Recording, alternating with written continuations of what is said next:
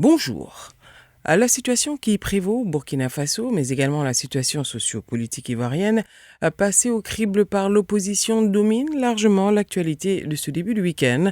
C'est ainsi que pour la première fois en 18 mois, rappelle Fraternité Matin, la communauté des États de l'Afrique de l'Ouest a dû se réunir afin de prendre des mesures contre un pays suite à un coup d'État militaire. Le président de la commission de la CEDEAO, Jean-Claude Brou, a d'ailleurs annoncé une mission de l'institution au Burkina Faso aujourd'hui même, poursuit le patriote. Et il s'agira pour cette mission d'évaluer la situation, de sensibiliser les nouvelles autorités sur la nécessité pour elles de rester dans une posture républicaine et d'attirer leur attention sur les conséquences négatives de leur coup de force sur le pays, souligne Soir Info. La CEDEAO a donc décidé la suspension du Burkina Faso sans le sanctionner et exige la libération du président élu, Roch-Marc Christian Kaboré. Cette mission devrait être suivie quelques jours après par une délégation ministérielle afin d'évaluer la situation au niveau politique. Ensuite, sur la base des rapports qui seront produits par ces deux délégations, un autre sommet des chefs d'État et du gouvernement de la CEDEAO sera convoqué afin de prendre des décisions appropriées, conclut le quotidien Le Matin. Et en ce qui concerne la situation sociopolitique du pays, Henri Konan Bédié et Laurent Gbagbo envoient un message fort à Alassane Ouattara selon une analyse du nouveau réveil pour qui 100 jours déjà que le Parti des peuples africains de Côte d'Ivoire PPACI a fait son entrée dans le marigot politique national.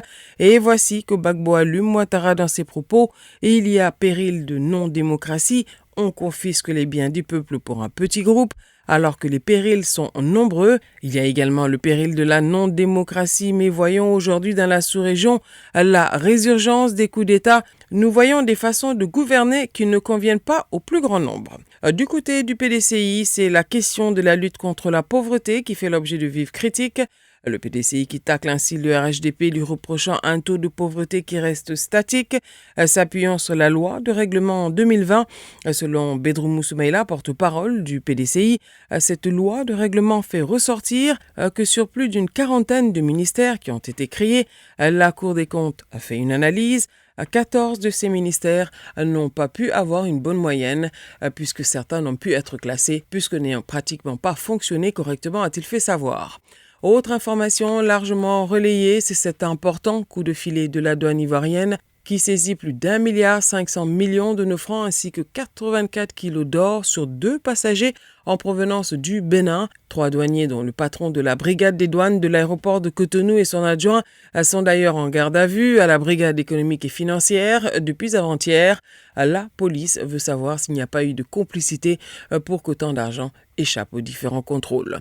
Dans le même registre, Soir Info rapporte qu'ici à Abidjan, une enquête a été ouverte contre des agents de l'aéroport Félix Houphouët-Boigny à l'initiative du commissaire du gouvernement, des agents qui se livreraient aux raquettes sous forme de mendicité auprès des voyageurs. À vos journaux et bonne lecture.